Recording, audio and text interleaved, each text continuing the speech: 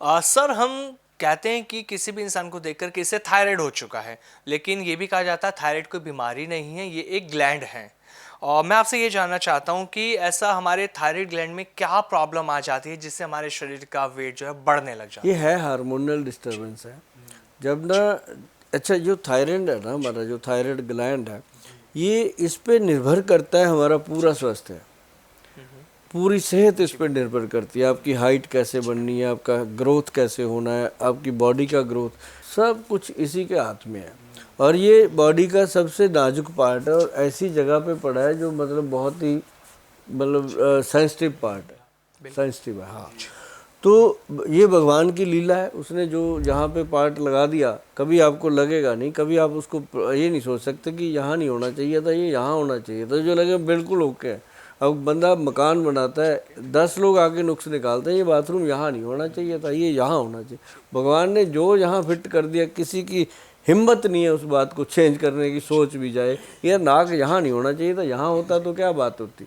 तो ऐसी हर चीज़ का एक सही स्टिक है कि वो थायराइड ग्लैंड जो है वो सचमुच आपकी बॉडी का एक संचालन करने वाला एक ऑर्गन है सही मायनों में। अब किसी का वजन कम होता है जब थायराइड का ग्लैंड डिस्टर्ब होता है, किसी का बढ़ जाता है, तो लेकिन ज़्यादातर लोगों का वजन बढ़ता है, कम होने वाले बहुत कम होते हैं, वो सूख ही जाते हैं।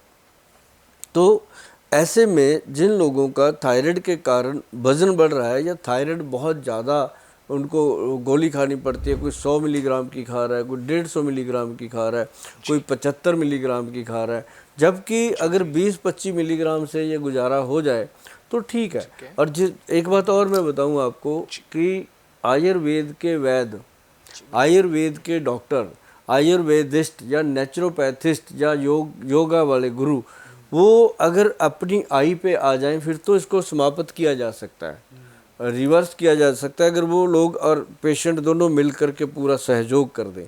हो नहीं पाता, मैं आपको बता दूं, हर 10-15 मिनट में यहाँ से कुछ नीचे जाता ही जाता है, उसको रोक नहीं सकता कोई, है ना। तो वैद्य भी उतना समय नहीं दे पाते जितना उसके लिए चाहिए। तो इसलिए इसका जो सचमुच इसका कोई इलाज है तो वो जो गोली खाते हैं वो उसको खानी पड़ती है। कई लोग कहते हैं इसको छोड़ दो, हम दवाई दे देते हैं, अगर वो छोड़ दिया तो बहुत बड़ा प्रॉब्लम होता है, एकदम से बढ़ जाता है, एकदम से बढ़ता है और इतना बड़ा प्रॉब्लम होता है कि पेशेंट को परेशानी पे परेशानी, परेशानी पे परेशानी होती है। तो लेकिन ये जैसे हम लोग देते हैं, हम क्या कहते हैं, मैं कहता हूँ कि भाई थायराइड ग्लैंड को स्ट्रांग रखो और कुछ ना करो। स्ट्रांग रखने के लिए सबसे बेहतर है काली मिर्च, सौंठ और मग पीपल, 3 चीज़ें हैं, चौथी कोई चीज़ ही नहीं। गुल साहब ये मग पीपल है क्या चीज़? ये मगे होती हैं इतनी लंबी लंबी, अगर आपको लगे कि नहीं पता चल रहा, आप जो भी इंसान हिंदुस्तान का हिंदुस्तानी है उसको पता है मग पीपल का, लेकिन कई बार उसको नाम कुछ और लेता है। तो मैं कहता हूँ कि मग पीपल जो है उसको गूगल पे जाएं, मग पीपल लिखें, आपके सामने फ़ोटो आएगी, इतने लंबे लंबे से होते हैं। गुल साहब क्या जैसे मैं समझ पा रहा हूँ ये छोटी पीपली और बड़ी पीपली जिसे कहते हैं, क्या ये वही है? हाँ हाँ, वही वही वही पीपली वही होती है ना। अच्छा अच्छा, तो वो वाली उसका जो टेस्ट होता है वो काली मिर्च वाला ही होता है, सेम टेस्ट आता है उसका भी।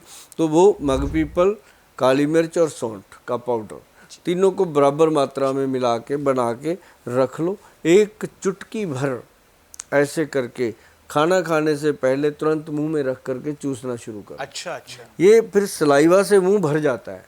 जब इसको रखोगे ना तुरंत अपनी जो माउथ की जितनी भी ग्रंथियां हैं वो सलाइवा छोड़ देती हैं, मुंह भर जाता है। तो वो सलाइवा पेट में जाना चाहिए, थायराइड ग्लैंड को मसाज करते हुए वो नीचे जाता है, तो उससे एकदम पेशेंट को रिलीफ मिलता है। और वो जितने पेशेंट को मैंने बताया वो सभी कहते हैं गोयल साहब थैंक यू। मतलब ये थैंक यू बड़ी मुश्किल से मिलता है क्योंकि ये पेट से निकलता है थैंक यू, ये ऐसे नहीं लिया जाता, किसी से पैसे दे के थैंक यू नहीं मिलता।